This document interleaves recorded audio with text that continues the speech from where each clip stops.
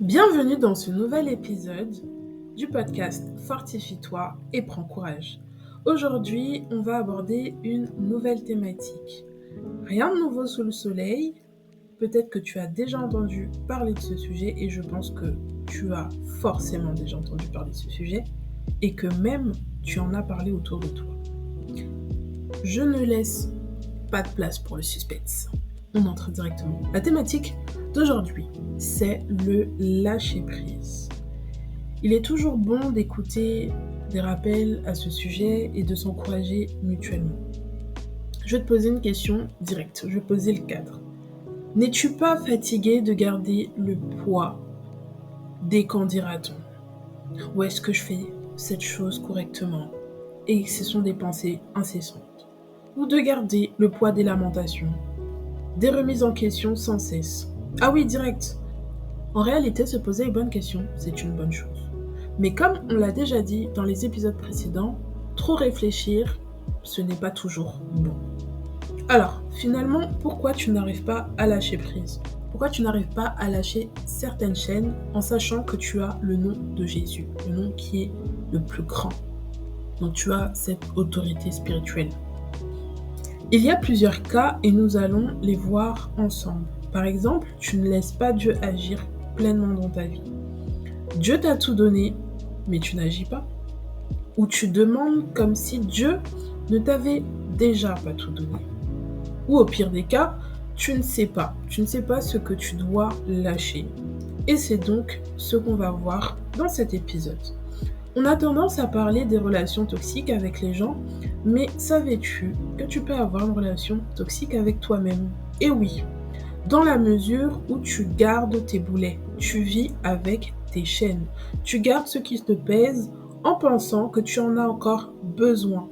Et c'est en ce sens que je parle de relations toxiques parce que malheureusement, il y a des gens qui vivent avec leurs chaînes. C'est paradoxal, c'est-à-dire qu'ils prennent malheureusement plaisir dans leur mal-être.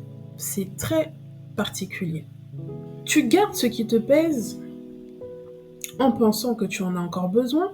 Sache que lorsque tu viens à Jésus, tu deviens une nouvelle créature. Tu es donc libre. 2 Corinthiens 5, verset 17 nous dit « Si quelqu'un est en Christ, il est une nouvelle créature. Les choses anciennes sont passées, voici toutes choses sont devenues nouvelles.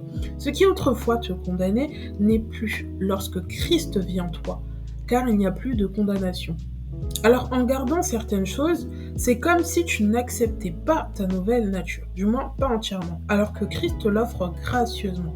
Bien sûr, pour certaines personnes, il est question, du moins pour la plupart d'entre nous, il est question de processus. Mais crois-moi, le lâcher-prise vient d'abord d'une décision, une décision propre. Et le processus, ce sont les actions qui vont être mises en place au fur et à mesure, les étapes par lesquelles on va passer pour sortir complètement de ce sable mouvant. Accepte ta nature en Christ. Car en effet, il t'appelle à être simple d'esprit. Si déjà tu es simple d'esprit, tu ne gardes pas les choses inutiles. Tu ne t'accroches pas à des choses qui ne vont rien t'apporter, qui ne vont pas te nourrir concrètement ou qui ne vont pas te faire avancer dans ta vie avec Christ, dans ta vie spirituelle et dans ta vie propre. N'es-tu pas fatigué de garder des rancunes, de t'accrocher à certaines relations qui pourtant te montrent clairement qu'il faut cesser ? Dieu t'envoie des signes que tu dois arrêter ces relations, que ce soit amicale, que ce soit professionnelle, que ce soit amoureuse, mais tu t'accroches encore à ces choses. N'es-tu pas fatigué de te morfondre sur ton sort ? Et oui, on arrête de pleurer. Alors, il y a un temps pour pleurer, mais il y a un temps aussi pour rire.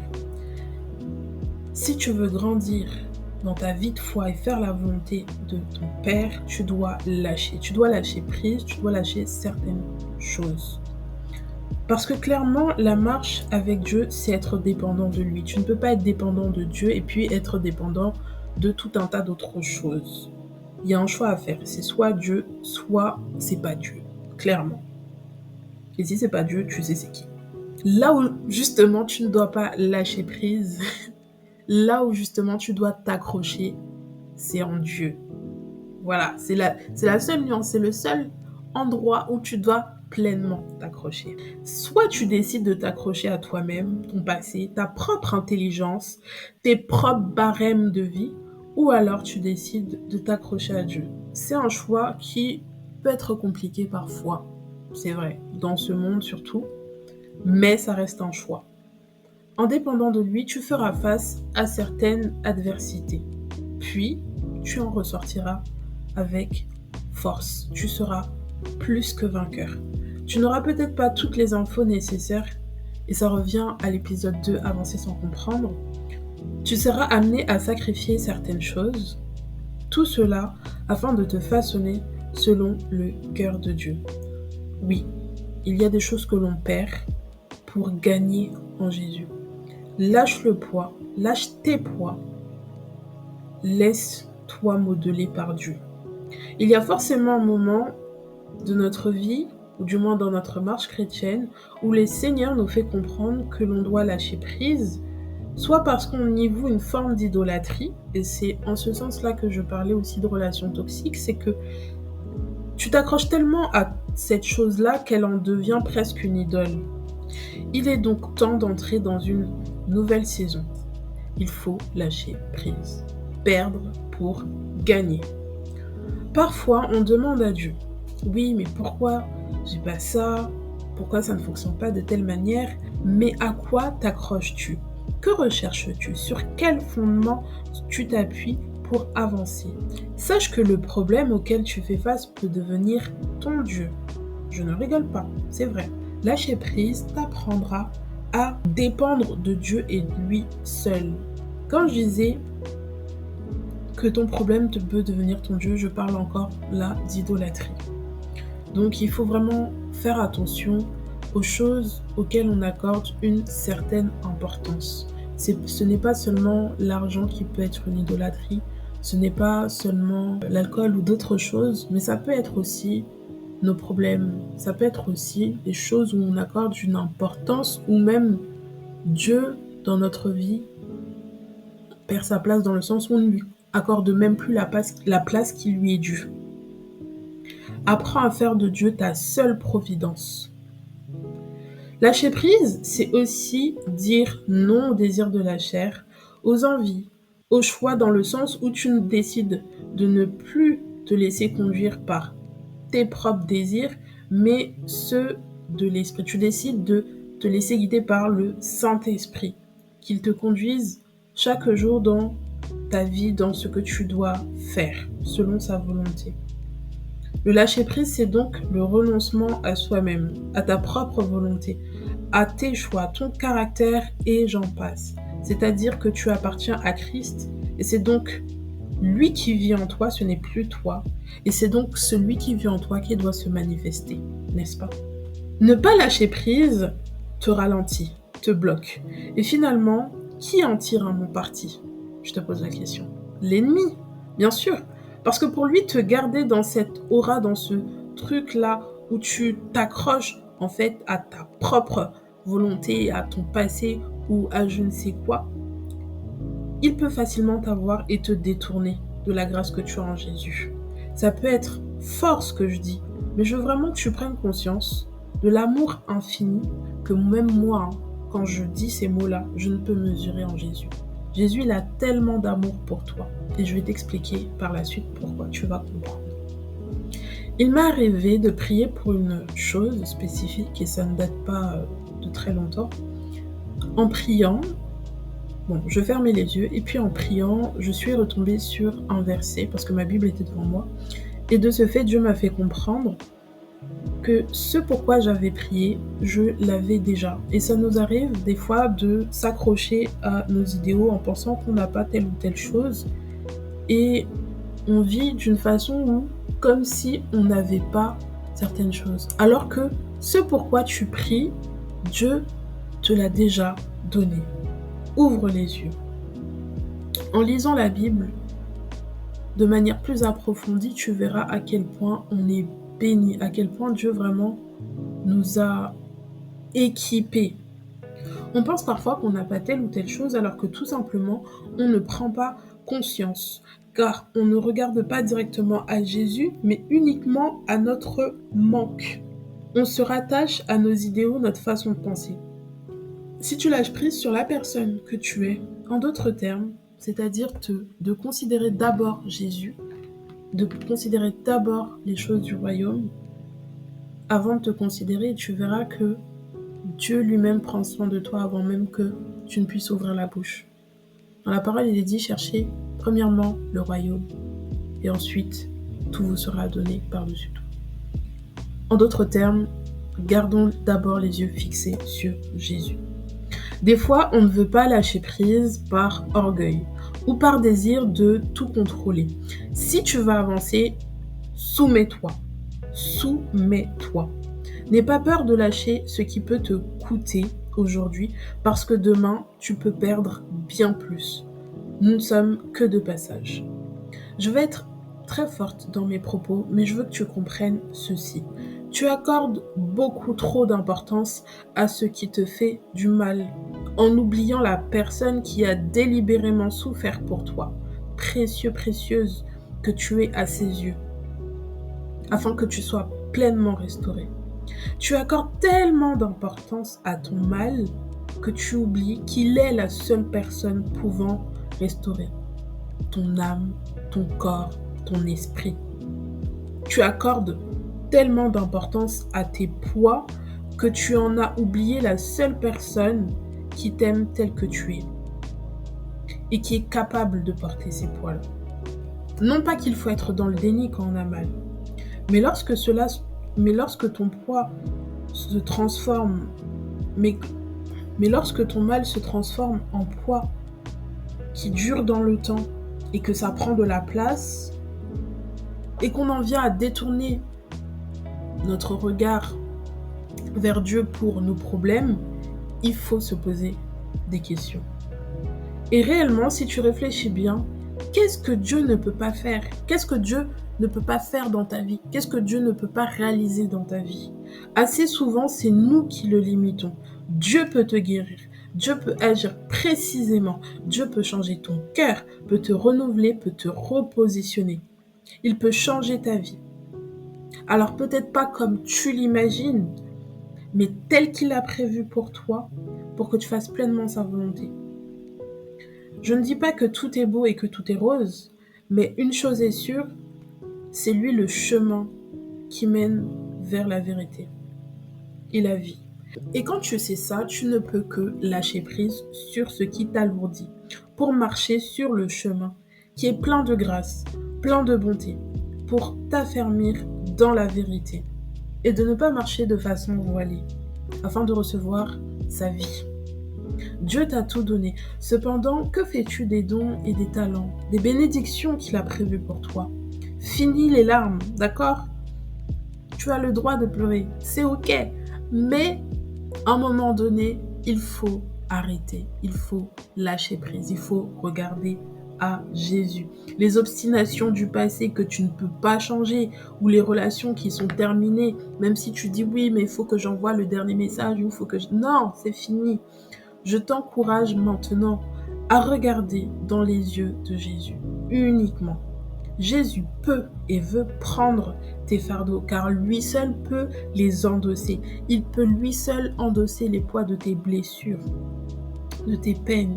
Il a tout porté à la croix pour que tu sois racheté, sauvé, rétabli, guéri et que tu vives selon sa volonté parfaite parce qu'elle est bonne pour toi. Ainsi donc, ne te regarde plus au travers de tes poids, mais regarde-toi seulement au travers de Jésus.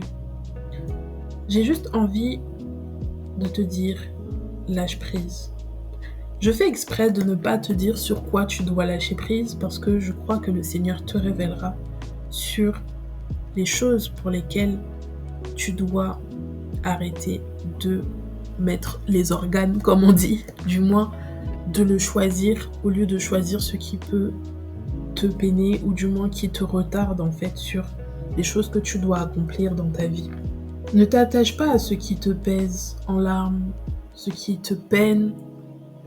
Ne t'accroche pas à ta propre personne. Fie-toi au Seigneur. Ne t'accroche pas à tes propres désirs. Accroche-toi simplement à celui qui peut te donner la vie en abondance. Saisis sa grâce. Tu vas avancer, lâche prise. regarde à Jésus.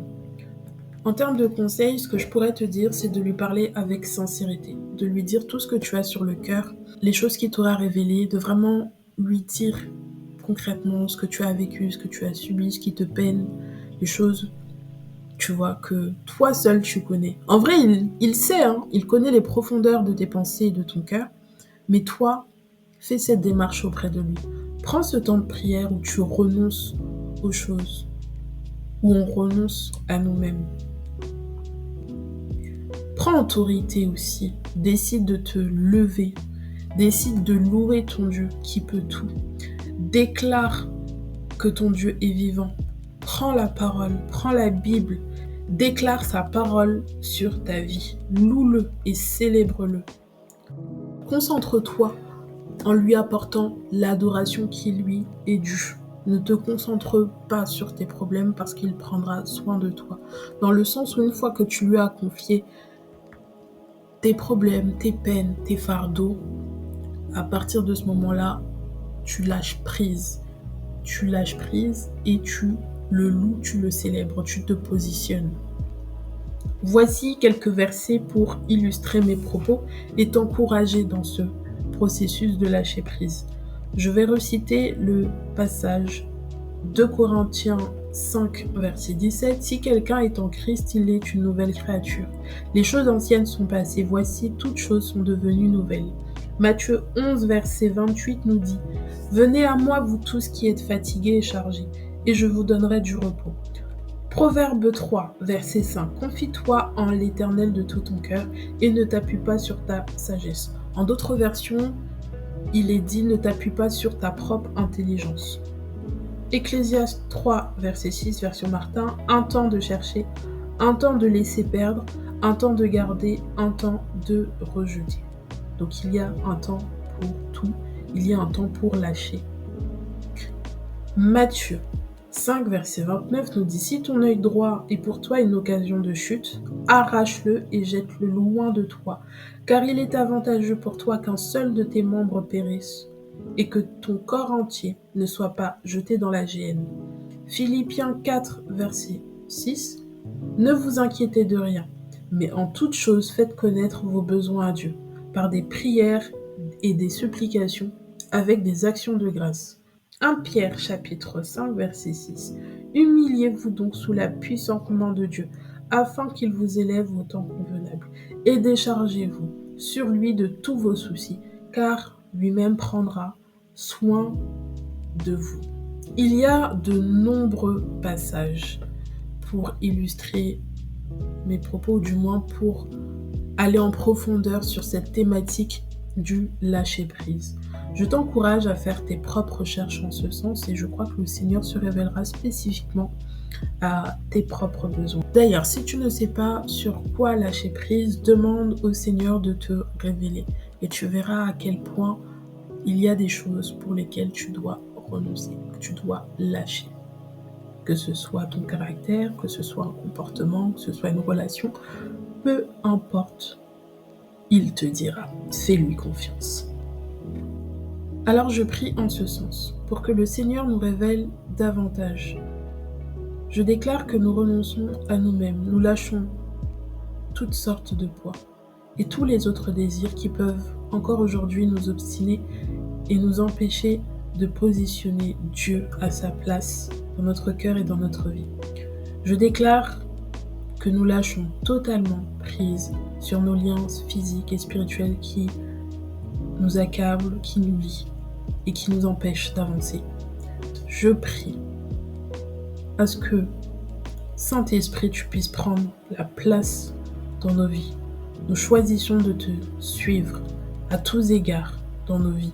Guide-nous, conduis-nous et aussi que nous soyons malléables, que nous nous laissions conduire, que nous nous laissions transformer afin que tu puisses te servir de nous selon ta volonté et que nous soyons des sources de bénédiction pour toutes les personnes que tu places autour de nous, afin que nous les encouragions aussi en ce sens. Je déclare que nous sommes libres en toi, comme le dit ta parole, Seigneur Jésus-Christ. Je déclare que nous nous affermissons en toi, nous nous affermissons en ta parole. Dans le nom de Jésus, restaure-nous, visite-nous et transforme nos pensées. À toute personne qui entendra ceci, je prie Seigneur vraiment que tu transformes cette personne et que tu fasses d'elle un témoignage pour ta gloire. Au nom de Jésus, j'ai prié. Amen. Passe une très bonne semaine, fortifie-toi et prends courage.